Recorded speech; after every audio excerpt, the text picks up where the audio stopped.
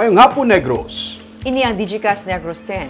Ang nagapanguna nga napulo ka mga balita sa isla sa Negros ang amon ni kadulong sa inyo. Updin niyo kami via Facebook, YouTube, kag sa among nga website www.digicastnegros.com. Kag sarama kay malanto sa Kikat Channel 11 sa Kabangkalan City, Himamaylan City, kag Banwasang Ilog. Kag yari na ang top 10 nga mga balita sa Negros subong adlaw. 10,000 ka mga wala makabayad sa pag-ibig, gintagaan tubtub Disyembre 31 nga makabayad nga wala sa penalty. Taga Himamaylan, nadakpan nga nagamit sa peke nga RT-PCR test result. Lalaki, nasapod nga patay sa irigasyon sa Banwasang Ilog. Sa Silay City, negosyante patay sa pagpaniro kay inasang aga. Kag, sa good vibes, lights on ceremony, ginpatigayon sa Silay City sang kagabi. Inatanan sa Digicast Negros X.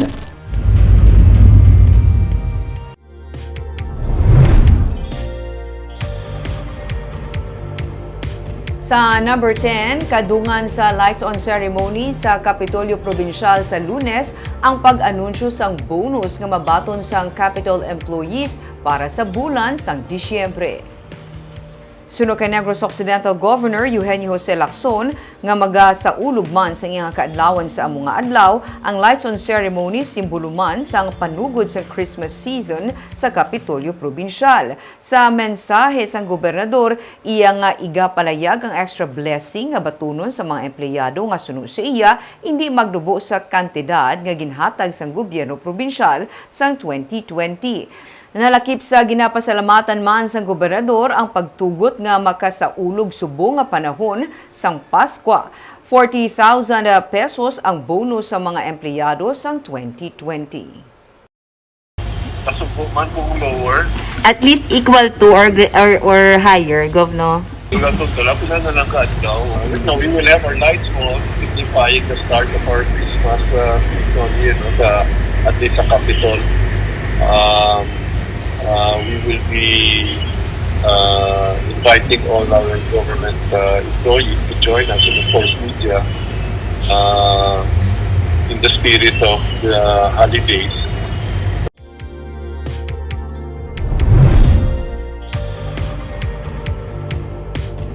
Sa number 9, 62 tanan ka mga vendors ang ginapaabot nga makadisplay kag makabaligya sang ilang mga palupo kag pyrotechnics sa sini nga semana sa may reclamation area sa Bacolod. Handa na ang mga kiosko sa reclamation area nga amo ang gintalana nga lugar para sa mga ginabaligya nga palupo kag pyrotechnics sa Bacolod City. Gani ginapaabot man ni Executive Assistant Ernie Pineda nga sa sini nga semana mabato nila ang approval halin sa Police Regional Office 6 para sa resellers permit sang 62 ka mga vendors. Ang syudad ang naghingyo na sang bulig gikan sa Bacolod City Police Office nga amo man ang magabantay sa lugar kag mapasiguro sang pagpatuman sang minimum health protocol. Bagapatigayon man sang inspeksyon ang syudad sa lugar antes makadisplay sang ilang mga produkto mga vendors sa sininga semana. Before mag-perma sang special permit, ang structure na-approve na. Kaya may recommending approval ang aton Bacolod City Police kag ang Bureau of Fire. Pagkitabi sa Central Concerns.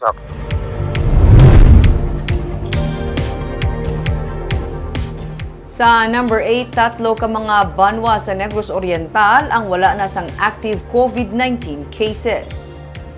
Padayon karon ang pagpanaog sang active cases sa Negros Oriental nga na-record sang nag-record sang 513 new recoveries kag 123 lang ka new cases sa sulod sang 3 ka adlaw. Humalin sa masobra 700 ka active cases pagsugod sang bulan sang Disyembre, karon nagpanawog ini sa 285 ang active cases sa probinsya.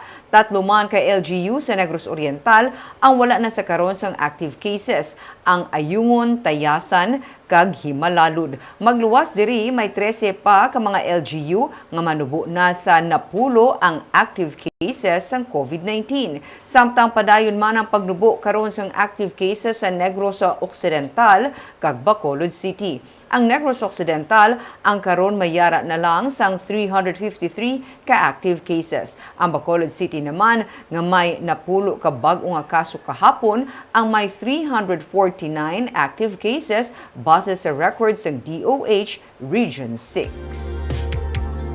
Sa number 7,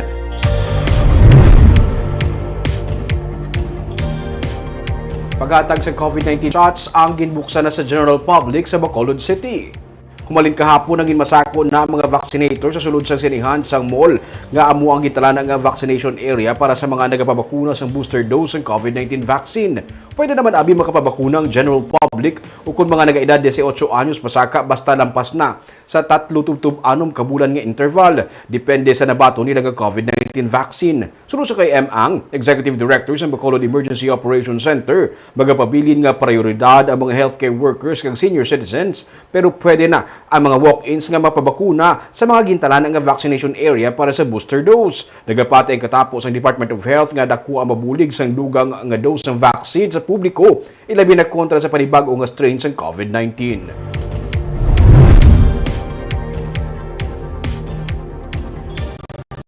Sa number 6, napulo ka mga persona arestado lakip ng isa ka gwardiya kag menor de edad sa 3 ka separado nga anti-drug operation.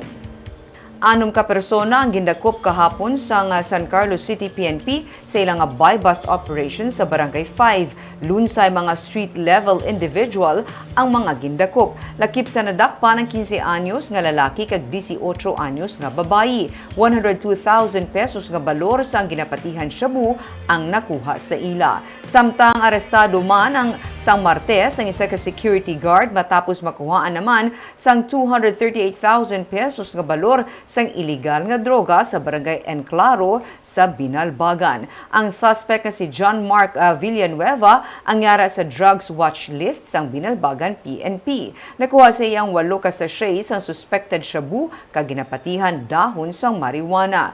Sa syudad sang Silay, tuman ang 2 ka street level individual matapos makuhaan sang 54,000 pesos nga balor sang shabu. Ang mga naaresto amo Sunday Clarence De Liomes kag Ian Ray Gatya.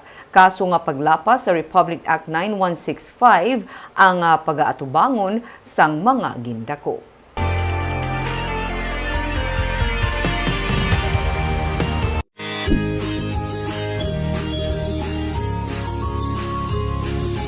Magpabakuna na para abansi ka.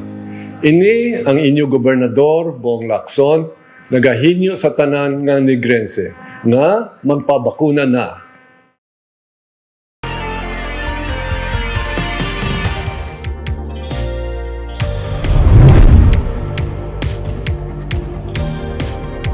Sa number 5, sa Banwasang Ilog, isa ka lalaki na sapuan nga patay sa may irigasyon. Patay na sa masapuan kahapon sa otoridad ang isa ka lalaki sa irigasyon sa kampo sa Barangay Manalad sa Banwasang Ilog. Ang biktima ang mayara sa pila sa liog kag sa likod suno sa PNP. Wala patutub sa karon makilalaan sa kapulisan ang biktima nga ginabulubanta nagaedad 25 tubtub 30 anyos. Hindi pa man nila mahibaluan kung ano ang motibo sa pagpatay sa lalaki tub ila na ini nga makilalaan. Nagahulat man ang PNP sa mga himata sa biktima agud kilalahon siya.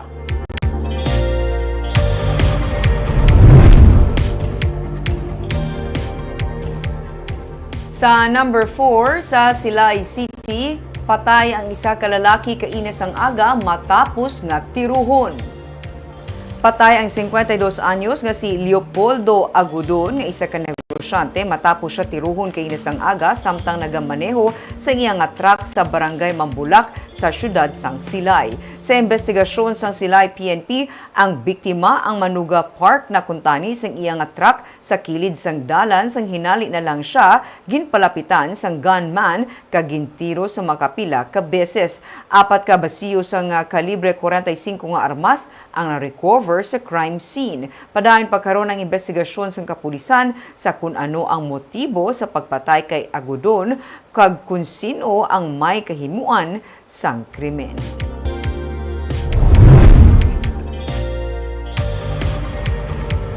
Sa number 3, hindi na mapagwa ang gobyerno probinsyal sa executive order nga nagahimo sa pagbabakuna sa mga empleyado sa Kapitolyo bilang mandatory.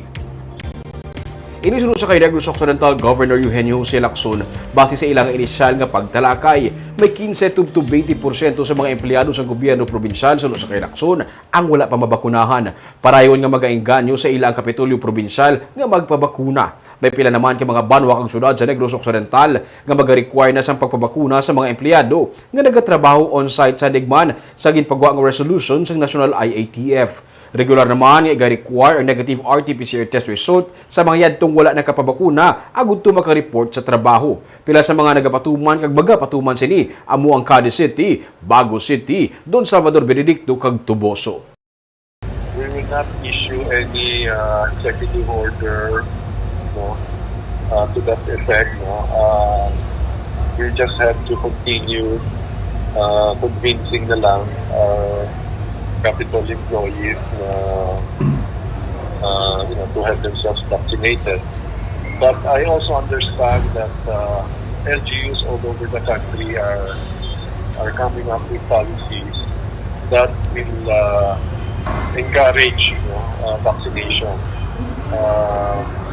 Definitely, it has already been said that we cannot make it mandatory, but you can come up with policies that will encourage vaccination. Sa number 2, ginpatuhoy na sa Provincial Legal Office angot sa pagkadakop sang isa ka taga-Himamaylan nga gikan sa Manila kag naggamit sa nga peke nga RT-PCR test result. Suno kay Provincial Administrator Rayfrando Diaz, ang nadakpan nga persona sa karon ang nagapaidalom sa 14-day quarantine kag natalana nga magpaidalom sa swab test 5 kadlaw humalin sang iya nga pag-abot sa probinsya. Ang natungdan na mismo ang magabayad sa gastos ng RT-PCR test. Yara na sa Provincial Legal Office kung ano ang kaso nga ipasaka batok sa paggamit sang RT-PCR test result nga peke suno kay Diaz. Gikan sa Manila ang natungdan nga persona kag ini ang nag-abot sa Bacolod Silay Airport sang Martes. A blotter has been issued by our reporting officer. I have already seen a copy and forwarded it to the legal office for appropriate legal action. Presently, the violator is in quarantine in Himamaylan City, and that he will undergo 14-day quarantine period. Within 5 days from his arrival, he will be swabbed and at his own expense. Kag sa numero 1 sa mga balita, subong nga adlaw.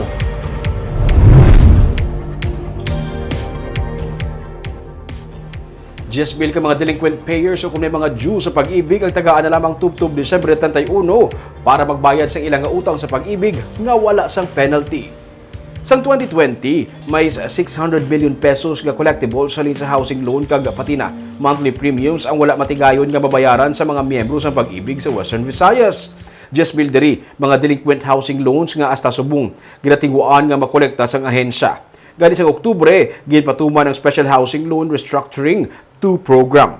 Isa ka amnesty program para babayaran sa mga miyembro ang ilang delinquent accounts nga wala sang penalidad sa ilang arrears o kon balayran. Isa ka higayon para sa mga homeowners nga masettle nila ang ilang utang antes pa man mapilitan ang pag-ibig nga i-foreclose ang ilang propiedad matapos ang Disyembre 31 nga deadline. Sunod sa kay Wilmer Lirazan, Department Manager sang Bacolod Housing Business Center, nahangpan sang ahensya ang mga kabudlayan sa mga miyembro karon nga may pandemic. Gani ila pagid gidbuhinan ng interest rate agud mabuligan kag mabayaran sa mga miyembro ang ilan na utang nga propiedad.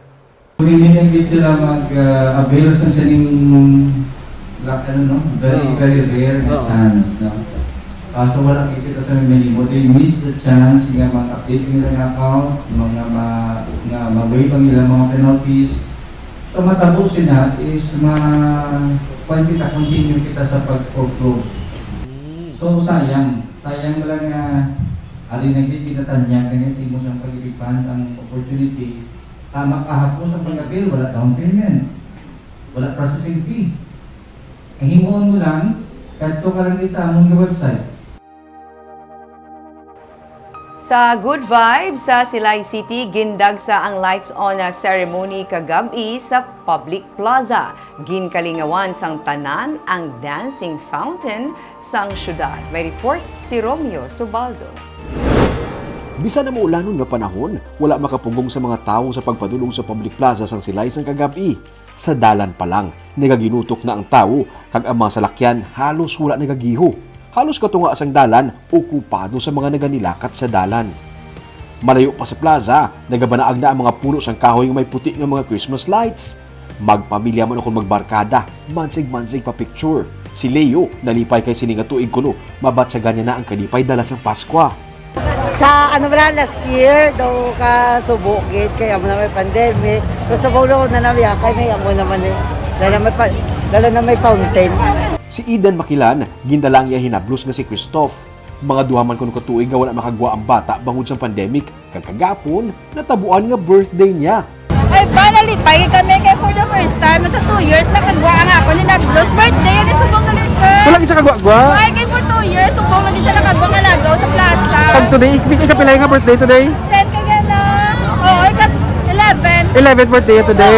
Nang salamat, kid ko nga doon nagmayo man subong. Nag-enjoy ka man? Oo. Ano na namin? Ano mo sa tanan sa paglibot mo? Nang do ko damo man taong bisinadya.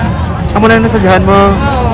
Halos ang tanan, nakatutok sa bago install nga dancing fountain sang syudad. Nagalain-lain ang kolor sa suga nga nagaigo sang tubig nga ginapatukaran sang music.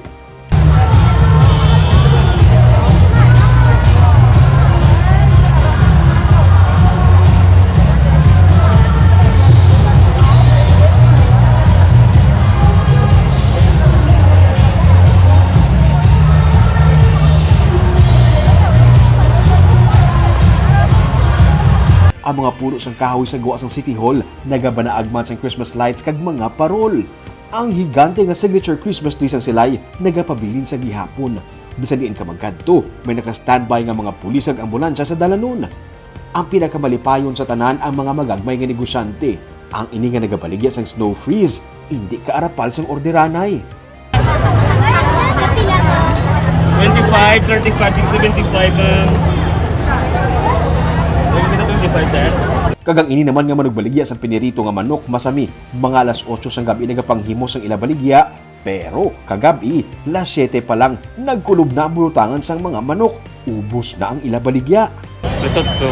Sa bungya? Kami sir Di kamusta? Okay, gid sa buong adlaw. Okay. Di paano pa ubos na? Sa bulan ako bilin? Papuli na ni Dasan? Tingin din pa ka mo? Sa? Kapulin dire, wala gaw. Dili na sa silay? Sa nagkusog ang talithi, may mga naghingagaw na pauli.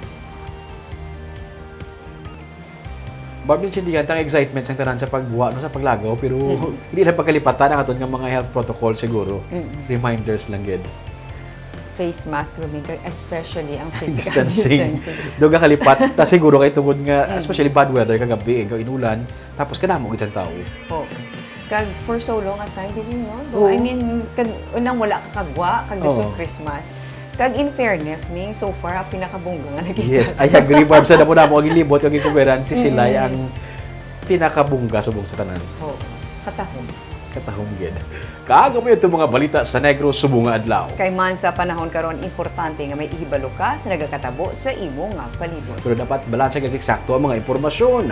Padayon kami nga magapangalagad sa Negrosanon. Ako si Barbara Mijares. Kag, 16 days na lang, Barb, Pasko na. Tubtub sa buwas ako naman si Romeo Subaldo, mayong hapon.